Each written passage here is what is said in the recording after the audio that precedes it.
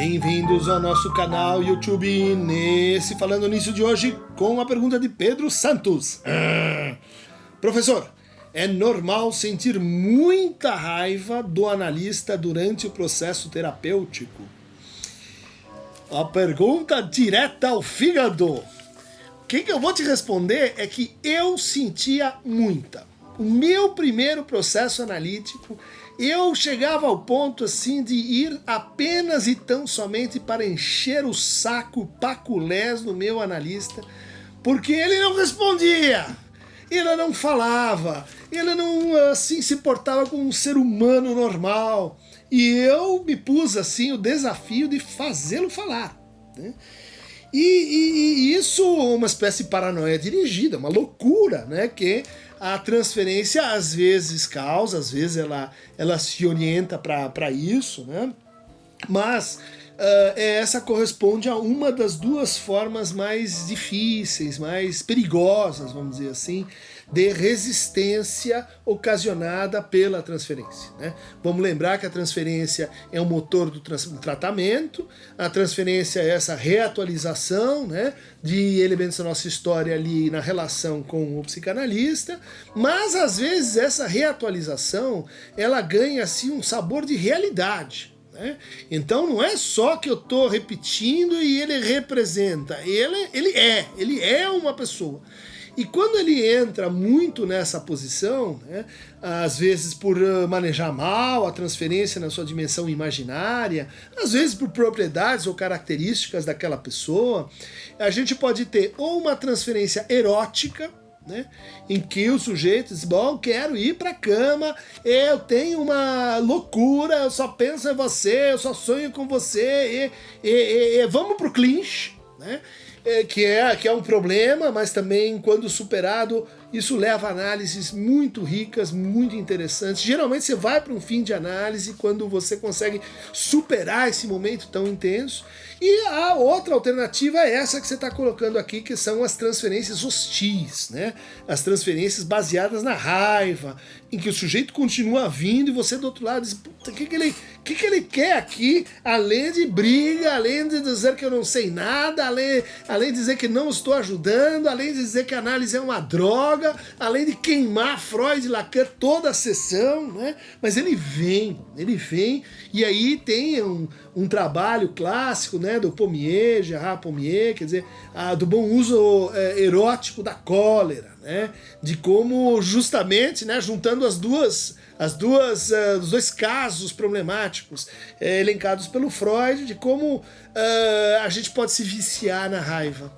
A gente pode encontrar na raiva um subterfúgio para o fato de que, em análise, é abstinência, né? É abstinência de respostinha, de esclarecimento, de parceria imaginária, né? Quer dizer, não tem isso. Então, o que acontece? O sujeito fica assim, ela recua, um estado de, classicamente se diria, frustração e daí agressão, né? O Lacan é um crítico dessa equação, mas que ela foi muito usada aí pelos psicanalistas nos anos 50, né? Que não respondiam, né? Que tinha uma atitude muito distanciada para o quê? Para provocar essa regressão e depois a agressão, e daí você analisava, né, essa agressão, essa agressividade do sujeito. No fundo, essa raiva em excesso, né, essa raiva permanente, ela cria assim, uma espécie de gozo secundário para a análise, né? Já que eu não posso ter isso, eu me crio uma satisfação do antagonismo. Sabe como é que é? Tem gente que adora, hater, né? Tinha os haters antes da existência da internet lá nos divãs, lá nos tratamentos psicoterapêuticos, né? Jamais me esquecerei de um episódio com uma paciente, aliás, uma paciente muito querida, mas que tinha uma transferência odiosa, né? Era até cômico, porque, assim, me odiava. Né, me odiava e odiava todos os elementos mais assim coercitivos do tratamento. Então, por exemplo, o fato de ter que pagar. pagar em dinheiro. Então vinha lá ela com um saco, né, de moedas. Você quer que eu pague? É isso que você está interessado? Você só quer o meu dinheiro? Então jogava as moedas na sessão, né? Até que um dia ela consegue esconder o dinheiro pelo consultório.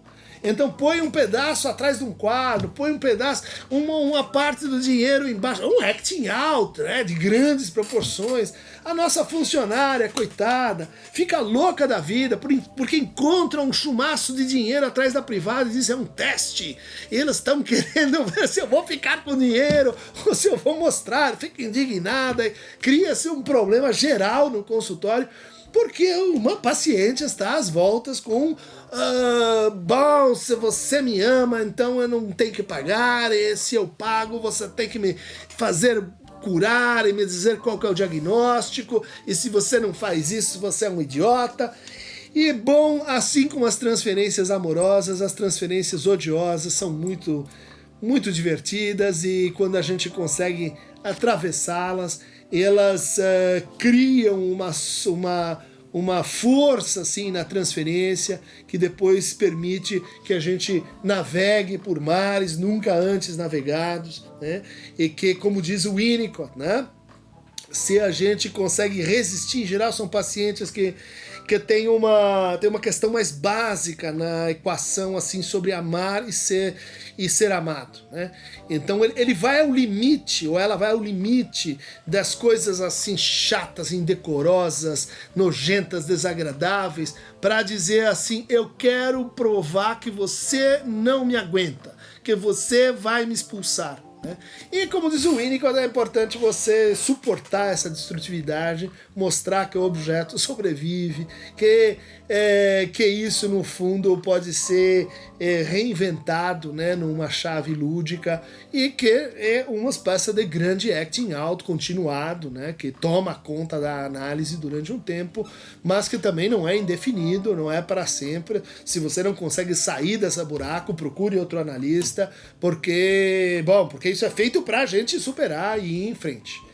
Falando em ir em frente, se vocês quiserem mais fragmentos odiosos, vampirescos, fragmentos haters, clica aqui no Aqueronta Mover, porque eu vou mandar entregar na sua casa, porque você não sai de casa. Nós estamos em coronavírus, você fica aí, senão o tio Cris vai pegar você e dar uma aula sobre o que é o ódio do analista com as pessoas não comportadas. Por hoje é só.